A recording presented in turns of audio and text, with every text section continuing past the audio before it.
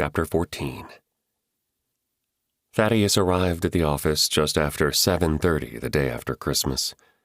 He had stopped by the Silver Dome and listened to the gossip. Oddly enough, no one seemed to have heard about Ermeline's arrest yesterday.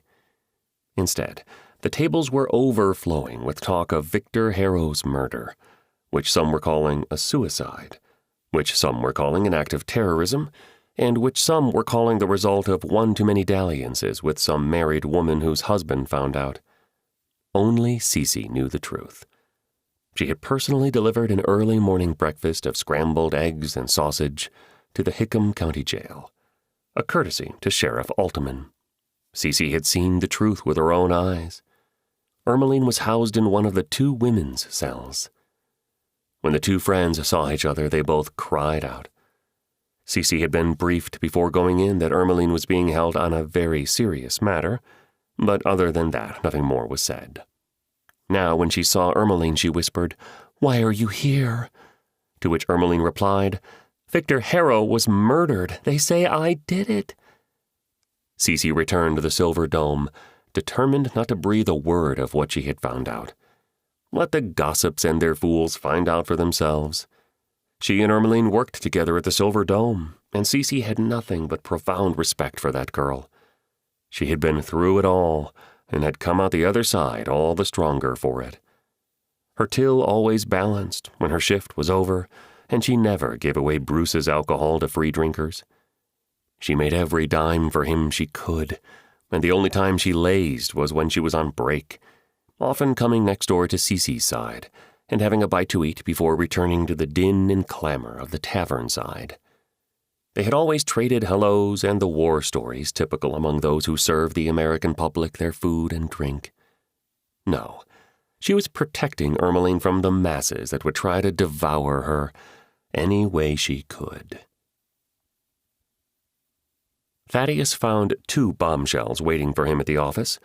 When he arrived, he made his coffee, took a seat at his desk, and dialed up his voicemail. 3 messages awaited. Bombshell number 1 was a call from a woman who identified herself as Rulonda Berry, an assistant attorney general at the AG's office in Springfield. Thaddeus played her message and then replayed it. The second time, he made notes. "Mr. Murphy," the message said, "my name is Rulonda Berry, and I'm an assistant AG with Robert K. Amastagio's office in Springfield. I've been asked by the sheriff of Hickam County to review the circumstances surrounding the shooting death of one Victor Moreland Harrow of Orbit, and I have made some preliminary inquiries.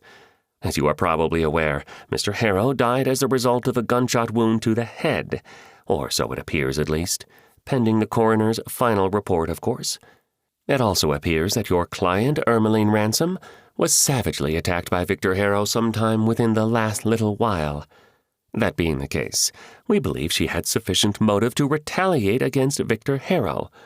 Along with that, Sheriff Altman and police officers from the City of Orbit PD executed a search warrant yesterday morning at your client's residence.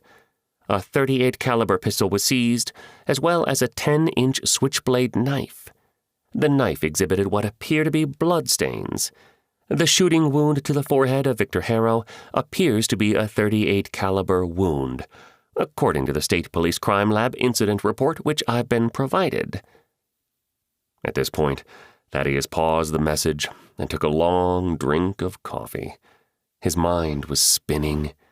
These people had wasted no time at all, in coming after Ermeline. How much worse was this going to get before the end of today, he wondered. He punched play, and the message continued from Ms. Berry. "As a result of these preliminary, and I emphasize preliminary, reports, I have prepared and today will be filing a criminal complaint against Ermeline Ransom, charging first-degree murder in the shooting death of Victor Harrow. Initial appearance will be this morning, according to rule, and I can only assume that you will be representing your client at the appearance. I will be available to discuss the case with you after the initial appearance, but only briefly, as we are moving a temporary office into the law library of the Hickam County Courthouse to serve as our official presence in your county as this prosecution proceeds. Oh, yes, one last thing. I will oppose all bail motions. Here the evidence is strong and compelling against your client, and I believe Judge Prelate would be hard-pressed to find legal ground on which he could impose a condition of release that would allow your client her freedom while the prosecution goes onward. So bring a checkbook that's got a whole bunch of zeros in it. She's gonna need them."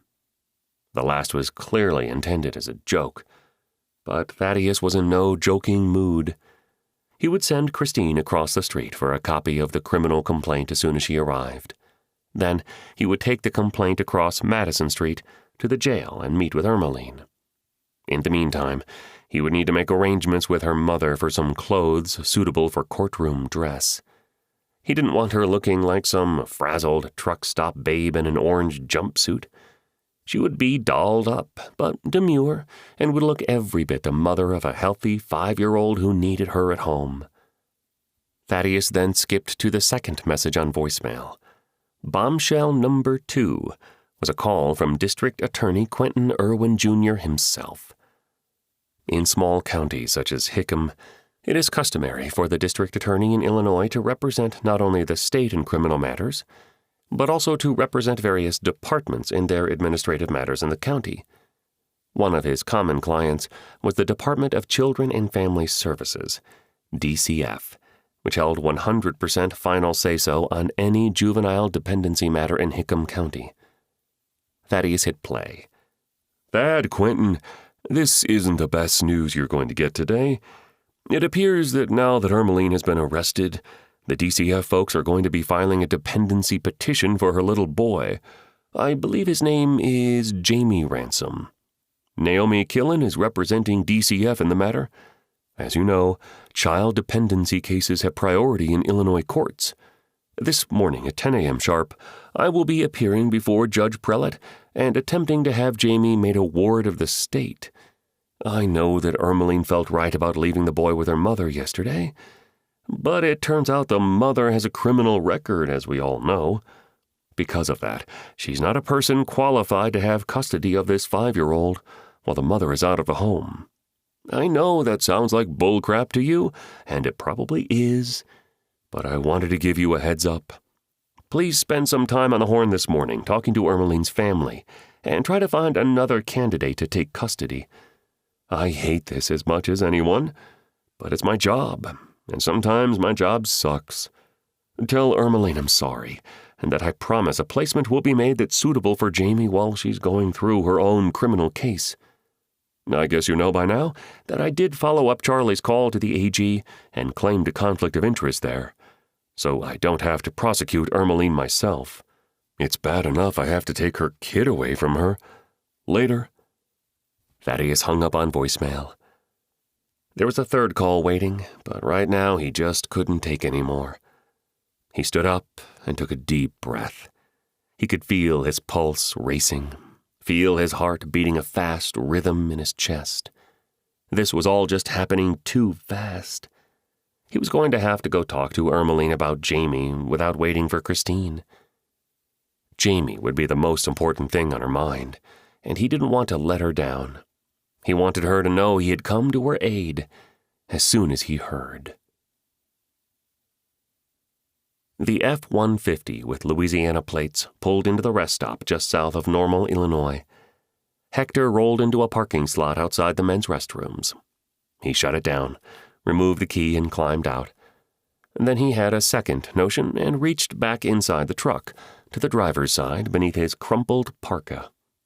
He removed a pink wallet, about as long as a checkbook, snapped along the side. It was well worn and smelled of a perfume Hector knew from his years with Ermeline. He undid the snap. There was her Illinois driver's license, color picture, social security card, several folds of Jamie pictures at different ages, and a First National Bank check cashing card, and 2 credit cards. He removed the 2 credit cards, an Amex and a MasterCard. Both cards were slipped into his shirt pocket. Why not, he thought. Might be good for laughs, one last jab at the old lady. Run up a few grand on her cards, and then watch her squirm. He remembered Johnny Bledani's admonition to him to take nothing else from her purse but the cash, but he could only shrug. Son of a bitch thought he ran Hector's life too. Guess not, damn greaseball. On the way back to the men's room, Hector passed an orange garbage can hanging from a pole. He tossed the wallet into the trash and walked on. He really needed to take a leak. Man, he needed to piss. Chicago was another 3 hours, he calculated, but it was going to be fun. He had almost $7 grand in cash, 2 stolen credit cards, and that old deep-down ache for some lady fun. He would find the nearest pussycat club, get a lap dance, drink a pitcher, and get laid. Prospects were looking good. Very good indeed.